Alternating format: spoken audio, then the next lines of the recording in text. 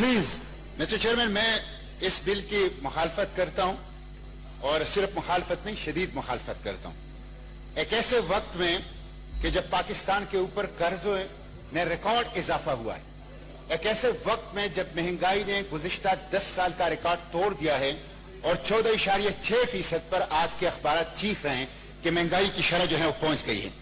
ایک ایسے وقت میں جب آٹا مافیا نے 40 ارب روپے آٹا سے کمائے، ایک ایسے وقت میں جب شوگر مافیا ایک دن میں فی کلو 10 روپے کا اضافہ کر رہی ہے، ایک ایسے وقت میں مسٹر چیئرمین کہ جب 40% لوگ بلو پاورٹی لائن ہیں. اور ابھی کل میں نے اس سینٹ کے اندر اس فلور کے اوپر میری تمام ممبران سے گزارش ہے وہ ہاؤس میں رہیں، اس کے بعد کانسٹیٹیوشنل امینڈمنٹ بل لانا ہے. جی مسٹر چیئرمین، میں نے اس ہاؤس کے اندر بچوں کی، خصوصاً کے پی کے اندر 49% بچے مال نیوٹریشن، سٹنٹنگ اور ویسٹنگ کا شکار ہیں. کیوں شکار ہیں؟ اس لیے کہ ان کو مناسب غذا اور صاف پانی نہیں مل رہا. ہم ریاست اور حکومت مناسب غذا اور صاف پانی تک بچوں کو جو ہیں وہ نہیں دے سکیں. لوگ خودکشیاں کر رہے ہیں، غربت کی وجہ سے لوگ خودکشیاں کر رہے ہیں، اور یہاں 100% اضافے کا جو ہے وہ بل آیا ہے. تو میں اس کی مخالفت کرتا ہوں مسٹر چیئرمین. لیکن میں ساتھ یہ بھی کہتا ہوں، یہاں بات آئی کہ لوگ دل سے خوش ہیں، لوگ چاہتے ہیں کہ یہ چیز ہو جائے. مسٹر چیئرمین، اسی کو انقلابیت کہتے ہیں کہ آپ دل سے چاہتے ہو، آپ ضرورت مند ہوں، لیکن آپ اپنی چاہت اور ضرورت کے اوپر پاؤں رکھ لیں اور غریبوں کی ایک قربانی دیں.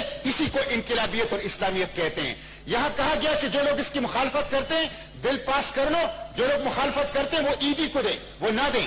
مسٹر چیئرمین، اگر یہ اصول ہو گیا تو کل کلام تو جو بل پاس ہوں گے لوگ اس کی مخالفت کریں گے. کیا اس بل کا اطلاق ان کے اوپر نہیں ہوگا؟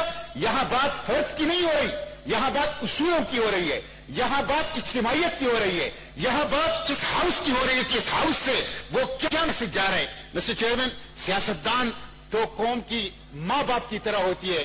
جب بچے بھوک سے مر رہے ہوں، خودکشیاں کر رہے ہوں، یہاں 100% اضافہ وہ تنخواہوں کے اندر بل آ رہا ہے، تو قوم کو کیا پیغام دیا جا رہا ہے کہ قوم 22 کروڑ عوام کا جو ماں باپ کا کردار ادا کرنے والا تھا وہ کوئی نہیں. مسٹر چیئرمین، آخری بات کر کے میں ختم کر رہا ہوں. یہ بات جو آئی ہے کہ 15 لاکھ کی تنخواہیں ہیں، 14، یہ ظلم ہے.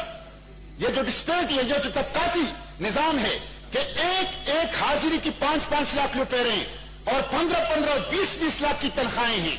یہ جو صدر پاکستان کی بات ہوئی ہے کہ ان کی 8 لاکھ کی تنخواہ، یہ ظلم ہے اور اس ظلم کو بھی ختم ہونا چاہیے.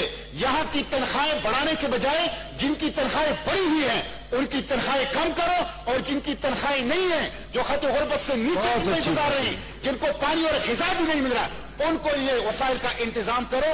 اس لیے میں یہاں سے ایک ایسا میسج جانا چاہیے جو قوم کی رکھائی کا ہو اور غریب طبقات کی اٹھانے کا ہو.